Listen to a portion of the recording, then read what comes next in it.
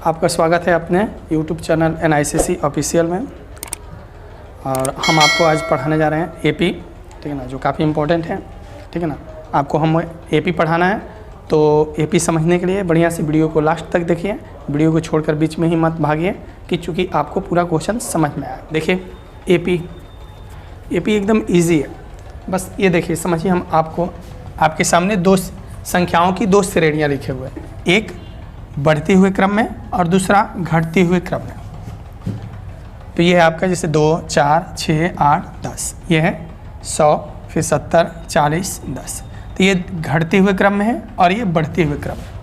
इन दोनों संख्याओं के बीच, ये देख रहे हैं, दोनों संख्याओं के बीच, फिर यहाँ पर दोनों संख्याओं के बीच एक निश्चित संख्या का अंतर है। जैसे देखिए इन दोनों के बीच 2 का अंतर है, यानी प्लस अगर हम 2 करते हैं तो ये हो जाएगा। फिर इन दोनों के बीच +2 है, फिर इन दोनों के बीच +2 है और फिर इन दोनों के बीच +2 है। तो आप देख रहे हैं कि एक निश्चित संख्या यानी 2, इस 2 में जोड़ने पर 4 आ जाएगा, फिर इसमें 2 जोड़ने पर 6 हो जाएगा, फिर इसमें 2 जोड़ने पर 8 हो जाएगा और फिर इसमें 2 जोड़ने पर 10 हो जाएगा। उसी तरह इसमें देखिए ये हो जाएगा +-30, फिर इसमें +-30 और इसमें हो जाएगा +-30, यानी इन दोनों में 30 का अंतर है, इन दोनों में भी 30 का अंतर है और इन दोनों में भी 30 का अंतर है। यानी एक निश्चित संख्या, इसमें अगर हम -30 जोड़ते हैं तो 70 हो जाएगा, इसमें -30 जोड़ते हैं फिर ये 40 हो जाएगा और इसमें -30 जोड़ते हैं तो 10 हो जाएगा। और यही तो AP है, क्योंकि AP किसे हम कहते हैं? समानांतर श्रेणी संख्याओं की एक ऐसी सूची है जिसका प्रत्येक पद एक निश्चित पद जोड़ने पर प्राप्त होता है और वही निश्चित पद उस समानांतर श्रेणी का सर्वांतर यानी D कहलाता है। जैसे ये देखिए, अब देख रहे हैं इसमें कि सब में 2 जोड़ने पर ये एक श्रेणी प्राप्त हो रही है, तो ये AP है।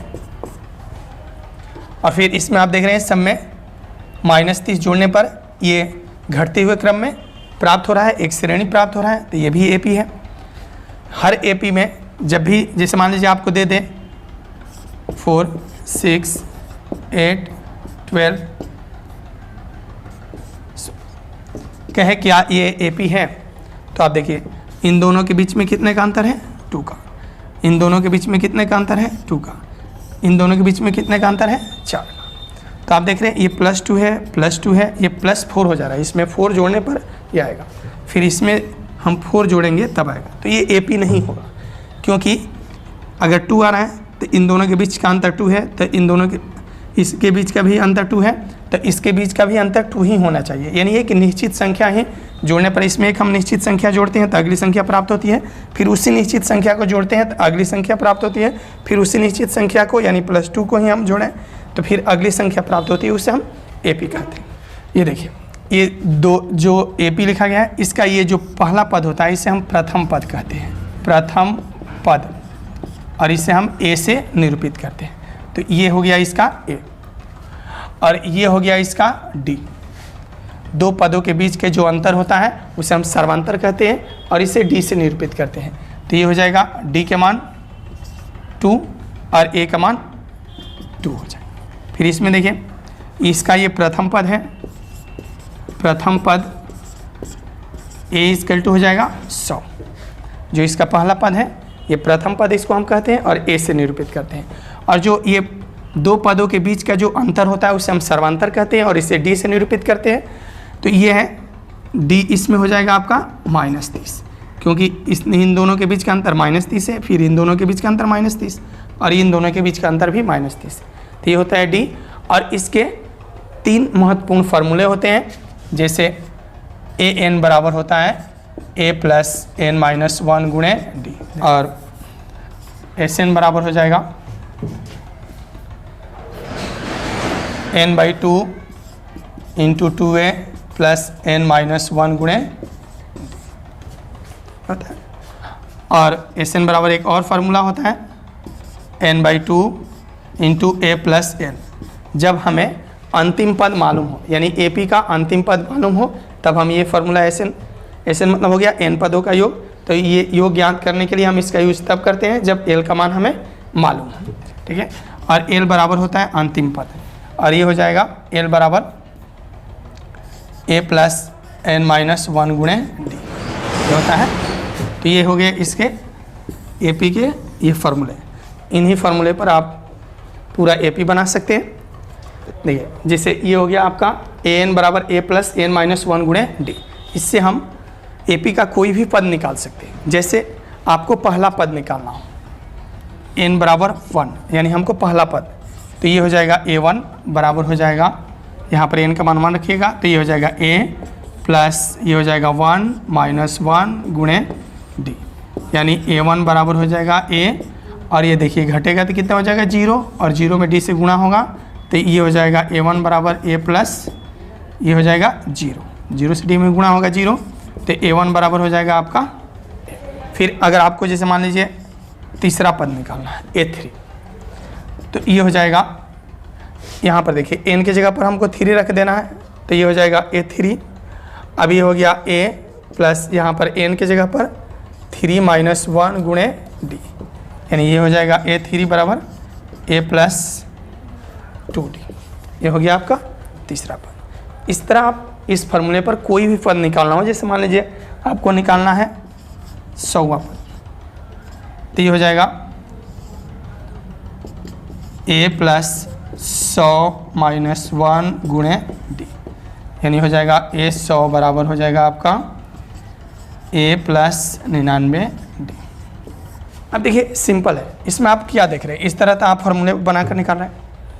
आप देख रहे हैं कि जैसे 100वां पद निकालना है, तो ये हो गया ए अब प्लस 100 से एक कम, 100 से कम क्या होता है 99, और इसमें डी का गुणा करके जोड़ दे रहे हैं, तो ये 100वां पद निकल जा रहा है। अब सिंपल आप इस तरह कोई भी पद निकाल सकते हैं। जैसे देखिए अगर मान लीजिए आपको ए60 निकालना है, 60वां पद, तो आपको ये देखने नहीं जाना है, ठीक है ना, कि फार्मूला पर हम कैसे बैठाएं। सिंपल है, आप रख दीजिए ए अब प्लस 60 से एक कम, 60 से एक कम क्या होता है 59, तो ये हो जाएगा 59d, ये हो गया। अगर मान लीजिए आपको निकालना है 17 यानी एपी का 17वां पद, तो ये हो जाएगा आपका ए प्लस 17 से एक ठो कम क्या होता है 16, तो ये हो जाएगा आपका 16d। अब देखिए हम इस पर आपको बता रहे हैं क्वेश्चन हम कैसे बनाते हैं। देखिए ये जैसे आपका क्वेश्चन दिया हुआ है 2 4 6 10 d2 का 40वां पद आप ज्ञात कीजिए। तो अभी आपको बताया हम कि कोई भी पद हम कैसे निकालते हैं। सबसे पहले हमको 40वां पद निकालना है, पहले एपी का हम ए ज्ञात कर लेंगे। ए हो जाएगा 2, जो एपी का पहला पद होता है वही ए होता है प्रथम पद, और इसे हम ए से निरूपित करते हैं। अब निकालेंगे हम डी हो गया यानी सर्वांतर। सर्वांतर क्या होगा, इन दोनों पदों का अंतर, यानी सबके बीच में हम देखेंगे कितने का अंतर आ रहा है, तो इन दोनों के बीच में कितने का अंतर है। अगर मान लीजिए ये देखिए इन दोनों के बीच में आपका +2 का अंतर है, फिर इन दोनों के बीच में भी +2 का अंतर है, फिर इन दोनों के बीच में भी +2 का अंतर है, तो सर्वांतर कितना हो जाएगा 2। तो ये हो गया आपका सर्वांतर, यानी इन दो पदों के बीच के अंतर को हम सर्वांतर करते हैं। ऐसे भी आप निकाल सकते हैं, 4 में से 2 घटा दीजिएगा तो ये हो जाएगा 2। अब हमको निकालना है 40वां पद A40, ठीक है, तो ये हो जाएगा A40 बराबर A प्लस 39D, ये हो जाएगा A40 बराबर A प्लस 39D। अभी आपको बताए थे इस 40वां पद निकालना है, तो A और 40 से एक कम, 40 में से एक कम करेंगे तो 39 हो जाएगा, और इसमें डी का गुणा करके जोड़ देंगे तो ये हो जाएगा 40वां पद। अब यहाँ पर आपको मान रख देना है, ए का मान कितना है 2, अब प्लस ये हो जाएगा 39, और डी का मान कितना है 2, तो यहाँ पर हम रख देंगे 2, तभी हो जाएगा ए प्लस ये गुणा कर देंगे, ये देखिए ये हो जाएगा 2, और इसमें हम गुणा कर देंगे 9 दूनी 18, ये गुणा करेंगे तो ये हो जाएगा 78, और ये जोड़ देंगे तो ये हो जाएगा आपका 80, ठीक है। तो ये एपी का 40वां पद हो जाएगा 80। इस तरह आप कोई भी दिया हो एपी और उसका आपको निकालना हो 50वां 10वां 60वां कोई भी पद निकालना हो तो आप निकाल सकते हैं। और एग्ज़ाम के लिए काफ़ी इंपॉर्टेंट है, क्योंकि एग्ज़ाम में एक ठो क्वेश्चन इससे हर साल पूछता है बोर्ड की एग्ज़ाम, ठीक है।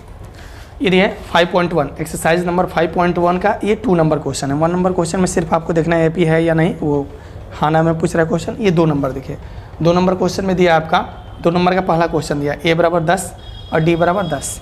कह रहे हैं कि एपी का प्रथम पद और सर्वांतर दिया हुआ है तो उसके 4 पद निकालें। अभी आपको हम बताए थे कि हम किसी भी एपी का पद कैसे निकाल सकते हैं। आपको ए और डी का मान मालूम है तो हमको 4 पद निकाल देना है। तो देखिए पहला क्वेश्चन आपका ये दिया हुआ है। पहला क्वेश्चन में आपका दिया है ए बराबर 10 और डी इक्वल टू भी 10। हमको निकालना है 4 पद। तभी आपको बताए थे ए1 बराबर होता है ए, ठीक है। एपी का ए1 पहला पद निकालते हैं, अभी आपको निकाल कर दिखाए थे। ए1 बराबर होता है ए, तो ये हो जाएगा ए1 बराबर 10। अब दूसरा पद ए2, दूसरा पद एपी का ए2 हो गया। ए2 बराबर होगा ए प्लस डी, ये हो गया ए और 2 से एक ठो कम, ये 2 से एक ठो कम क्या होगा 1, और 1 में डी से गुणा कीजिएगा तो ये डी ही हो जाएगा, ये हो जाएगा ए प्लस डी। अब इसका मान रख दीजिएगा, एक मान हो जाएगा 10 और यहाँ पर डी का मान भी हो जाएगा 10 और ये जुटेगा तो कितना हो जाएगा 20। तो ये हो गया आपका बराबर हो जाएगा ए प्लस 2d। तो ये हो जाएगा ए का मान, ये तीसरा पद निकालना है तो हो जाएगा ए और 3 से एक ठो कम 2 हो जाएगा और 2 में डी से गुणा कर देंगे तो ये हो जाएगा ए प्लस 2d, ठीक है। तो ये हो जाएगा ए का मान रखेंगे 10 प्लस ये हो जाएगा 2 और डी का मान हो जाएगा 10। ए3 बराबर हो जाएगा ए प्लस 2d। अब ये हो जाएगा आपका ए का मान 10 प्लस 2 गुणे डी के मान 10, तो ये हो जाएगा 10 और प्लस 20, ये हो जाएगा आपका 30।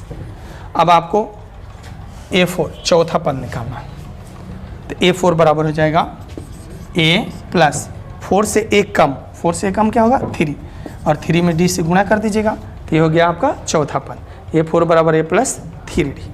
अब ए का मान रख देना है, ए का मान कितना होगा 10 प्लस ये हो जाएगा 3 और डी का मान भी है 10, तो ये हो जाएगा 10 प्लस ये हो जाएगा 30 और ये हो जाएगा जुटेगा तो 40।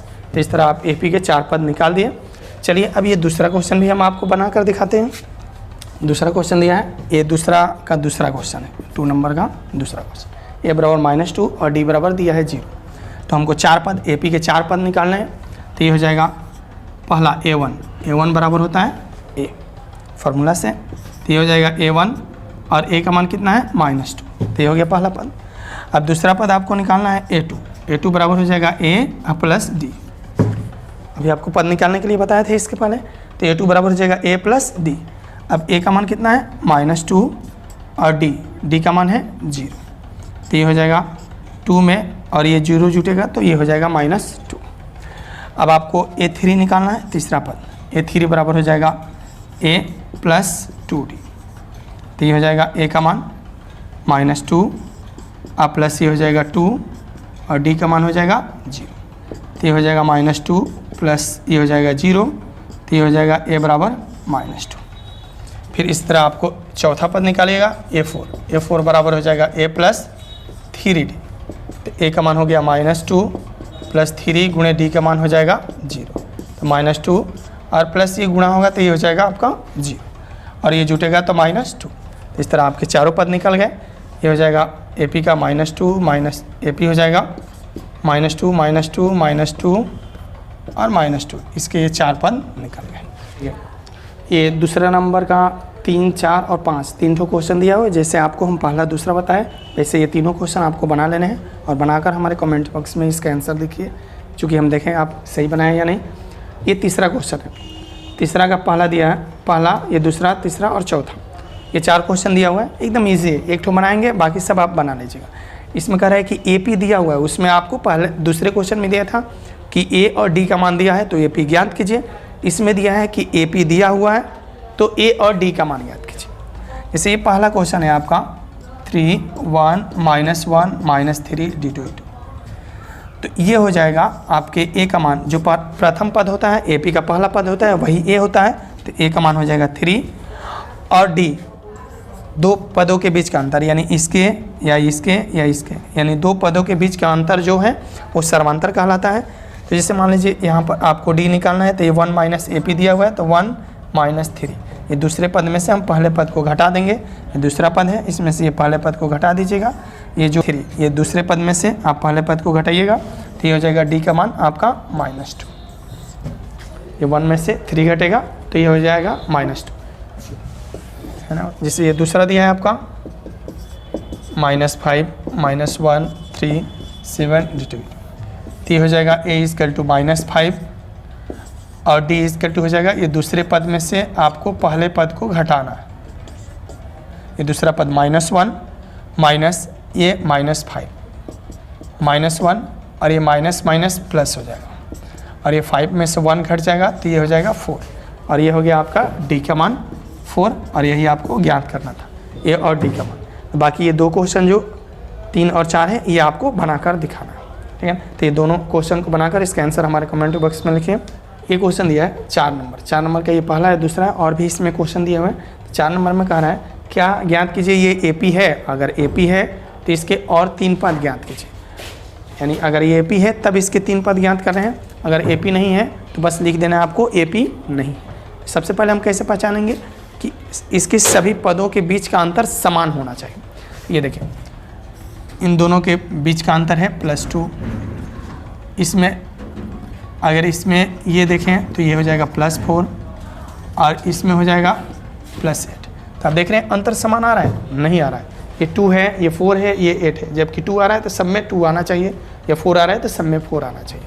तो अंतर समान नहीं है, ये लिखोगे AP नहीं है, बस इतना लिख देना है कि AP नहीं है।